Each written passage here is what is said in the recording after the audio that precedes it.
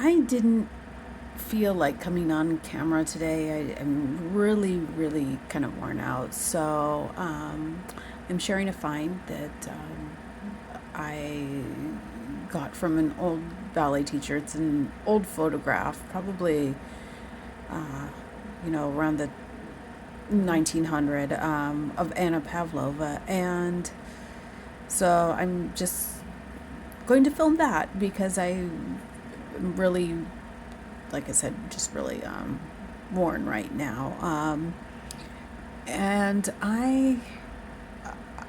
I'm feeling like there's not enough research for menopausal and perimenopausal women that uh, I can find, via Google search or any other source. Um, I saw maybe one article on scientists generating, new eggs in rat models that were, from a 3D printed source, but no other research. And I feel like, it's an area that really needs a lot more looking into because many women cannot tolerate HRT or hormone replacement therapy. For women that are, have sailed through this process, they should have a party, really. But I'm seeing many more women that are struggling, and um, it's honestly been very, very disappointing in terms of the way women are treated with healthcare and healthcare providers. There's, if you do a quick Google research, there's 1 billion women that are you know, in this stage of life, and particularly more and more, depending on which country you're from, there's not a possibility to just quit working. And if work is being negatively affected or, you know, employment is lost, that is just a downward spiral for possibility of poverty. So let me know your thoughts.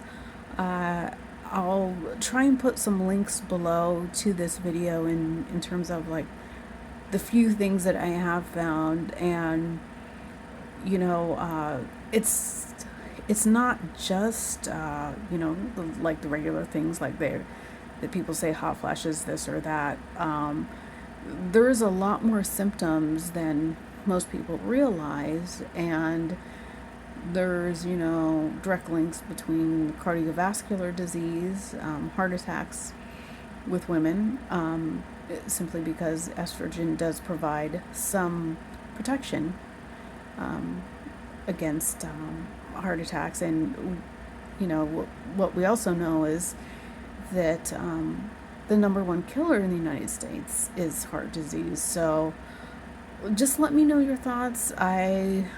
I've seen so many stories now with women that are going through or have gone through this process, or have gone through it prematurely, where it really has destroyed their lives.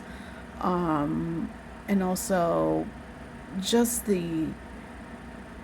sometimes almost the toxic way, that the almost abusive way that they've been treated by healthcare providers and the system. And um, you know,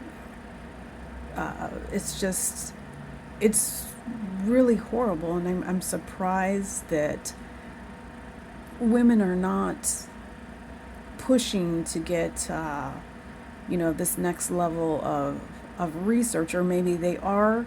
I don't know. It's just extremely hard to find anything. And, I'm wondering, is is it because there's like, kind of stigma, shame involved with this? um, I'm really at a loss, or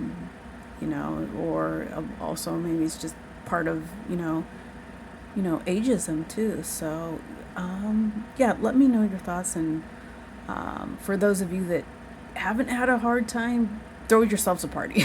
Really, really, because you've gotten really lucky. All right.